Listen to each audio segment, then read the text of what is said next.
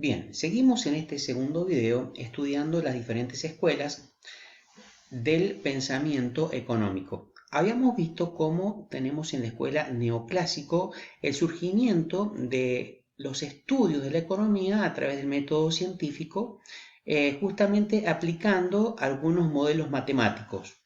Habíamos visto cómo nacen las famosas tijeras de Marshall, en donde se referencian, de acuerdo a las variables, el precio y la cantidad, se referencian la curva de la oferta y la curva de la demanda, en donde justamente la confrontación de la curva de la oferta con la curva de la demanda en una economía con donde sean ciertas situaciones ideales como el pleno empleo, nos dan esa confrontación, justamente el precio de equilibrio y la cantidad de equilibrio del mercado.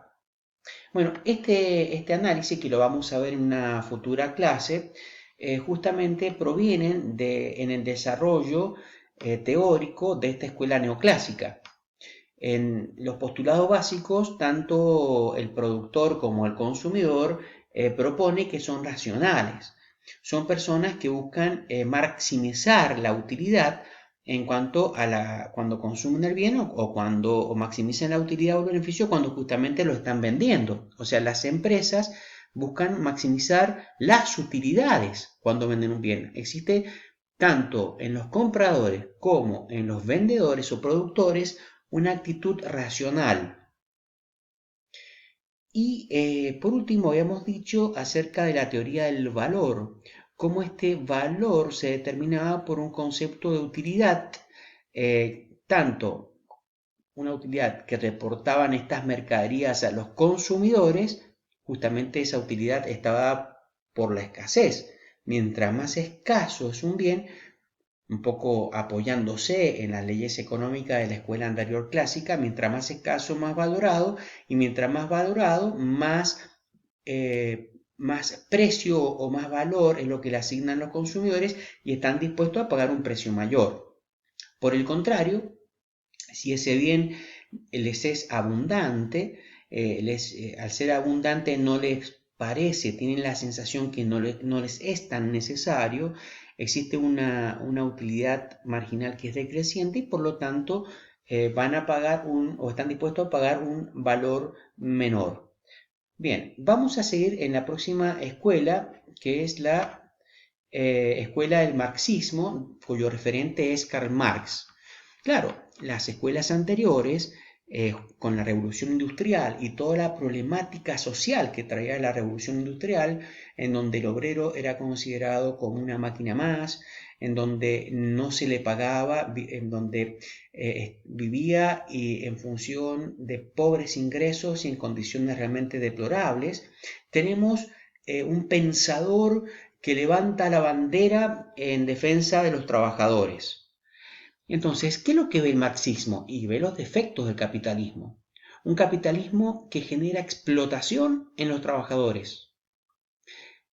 Y fundamentalmente, ¿qué es lo que ve? ¿Qué es lo que analiza? Analiza uno de los temas que es la plusvalía, el excedente de la mano de obra.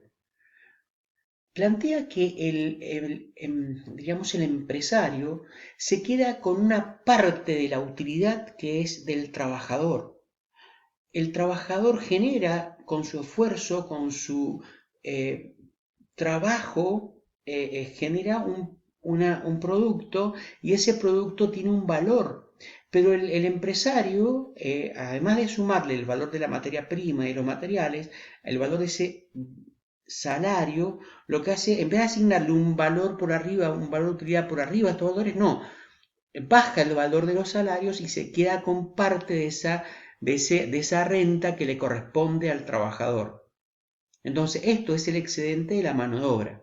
Entonces, la ganancia que le sacan del salario al trabajador es uno de los problemas que justamente estamos teniendo y que observa Carlos Marx con respecto a los problemas de las teorías anteriores. Se lucra al pagarle al trabajador por debajo del valor de su labor. La burguesía, para manipular a los trabajadores, les permiten devaluar la mano de obra, creando así ganancia para sí misma. La plusvalía es el valor no pagado del trabajo del obrero, que crea un plus producto del cual se hace propietario el empresario. ¿De dónde nacen las ideas del marxismo? O sea, ¿cuáles son los dos grandes paradigmas? Por un lado es el materialismo histórico y por otro lado la dialéctica de Hegel. El materialismo histórico viene en la consideración de ese materialismo histórico que postula que en la historia no suceden los hechos y los sucesos históricos o los acontecimientos de manera casual. No son casuales los eventos históricos. Los eventos históricos se producen porque hay un fenómeno de lucha, un fenómeno de oposición entre clases sociales que están fuertemente arraigadas por un problema económico que es subyacente. Y solo a través de esta forma, de este método científico que elaboró Carlos Marx, se puede apreciar cómo históricamente esta dialéctica o este materialismo histórico, estos fenómenos, estas estructuras, dependen justamente de esta lucha que han habido a través del tiempo de la historia. También propone cómo existe una dialéctica hegeliana en donde ilustra una lucha entre dos fuerzas de poder: la caída del capitalismo y el subsiguiente surgimiento del socialismo. Diríamos, uno de estos elementos está basado por la burguesía, que forma parte de la tesis, la burguesía o la clase empresaria, los productores, y por otro lado tenemos el proletariado, como una antítesis en cuanto a sus concepciones, a sus ideas. Esto es como si fuera un vaivén donde van deslizándose las ideas, tesis y antítesis, y chocan en un devenir para formar una nueva ley, una nueva idea, que es el socialismo. Esta síntesis justamente garantiza el advenimiento del comunismo. Bueno, entonces decimos que el marxismo viene a conformar dos fuentes en su formación, que es el materialismo histórico y la dialéctica hegeliana. Bueno, expliquemos ahora una nueva escuela que es el keynesianismo, cuyo mentor es Maynard Keynes, 1843-1946. ¿En qué se basa el pensamiento de Keynes? Bueno, justamente con los problemas de recesión, los problemas de crisis económica de los años 30 y después de la guerra, de la Primera Guerra Mundial. Realmente el mundo estaba en crisis, estaba con una gran recesión económica. Entonces centró todo su estudio en, diríamos, los ciclos económicos y en los agregados de la economía. Keynes estudió los problemas de estos agregados. ¿Qué son los agregados de la economía? Bueno, son la suma de una gran cantidad de acciones y decisiones económicas que vienen por parte de las familias y trabajadores, productores y empresas y el Estado. Todos forman en sus decisiones y en sus aportes la vida económica de un país. Por el lado de la demanda, porque cada uno de ellos va a consumir, y por el lado también de la fuerza productiva. Generan la oferta de un país como un todo y también generan el consumo de un país como un todo. ¿Cuál es el problema? ¿Qué es lo que determina, qué es lo que había visto en este momento el mundo? Que las empresas, cuando hay recesión, no se animan a invertir porque tienen miedo de seguir perdiendo lo poco que tienen. Y las familias no quieren comprar. ¿Y por qué? Porque tienen miedo justamente de invertir y de ahorrar. Entonces, la principal causa de la crisis es la baja demanda derivada de las bajas expectativas que tienen los consumidores. Entonces, la idea fundamental del keynesianismo es intervenir de una manera muy activa para poder solucionar la crisis. ¿Cómo va a intervenir? Bueno, sobre uno de estos agregados puede intervenir sobre las empresas, pero interviene justamente en una variable que es el Estado. Keynes estudió estos problemas de los agregados de la economía, como por ejemplo el paro, la inversión, el consumo, la producción y el ahorro de un país. y sus argumentos construyeron toda la base de la macroeconomía. Ahora, ¿cómo interviene? Por ejemplo, inyectando por intermedio del gasto público, de la emisión monetaria, por ejemplo, interviniendo construcción de obras públicas, gasto en seguridad, gasto en salud, en educación, y propone que por intermedio justamente de incentivar el gasto público se inyecta toda la economía y ejerce una gran fuerza de propulsión económica en donde la economía crece por un factor multiplicador. La política consiste en aumentar el gasto, estimular la demanda agregada y así aumentar la producción, la inversión y el empleo.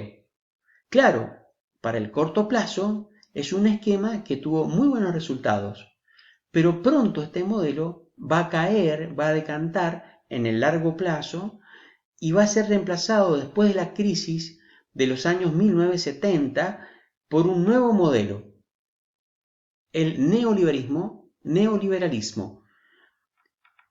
Tenemos como referente de esta escuela a Milton Friedman, 1912-2006. ¿En qué consiste el neoliberalismo? Bueno, consiste fundamentalmente en apoyar a la liberalización de la economía y el libre comercio, la desregulación del comercio y las finanzas tanto a su nivel nacional como internacional. Entonces, el keynesianismo producía grandes costos, inflación, un Estado muy grande.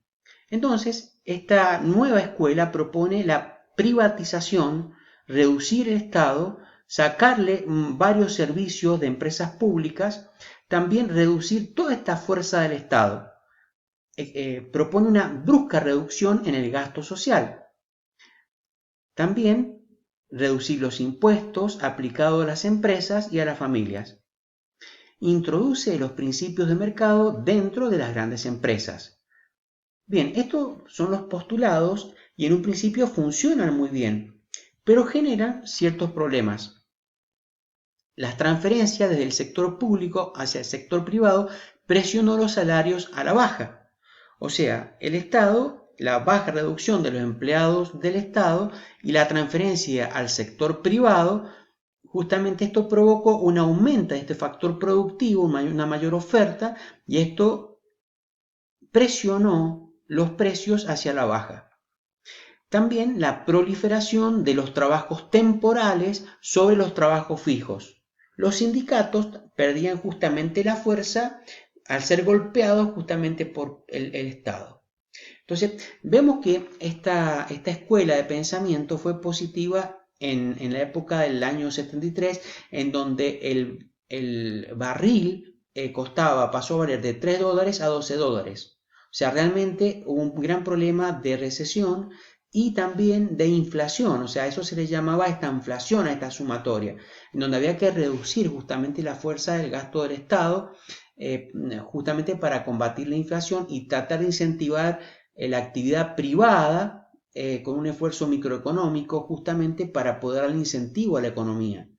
Pero hubo un gran problema que fue que la reducción de los impuestos redujo la capacidad del Estado para justamente acompañar y cuidar a través de su política subsidiaria aquellos sectores sociales que necesitaban ser beneficiados, en donde justamente son el caso los más necesitados. Entonces, por un lado, esta escuela vino a resolver con toda la fuerza y la iniciativa privada, a resolver la situación económica, pero por otro lado, justamente vinieron todos los problemas que trae el neoliberalismo porque las empresas privadas no se ocupan de estos problemas que son sociales. Bien, esto es todo por hoy. Hemos visto todo un pantallazo de las escuelas, los diferentes pensamientos que marcaron justamente el paradigma de los modelos económicos. Bueno, Dios te bendiga. Nos vemos en una próxima clase.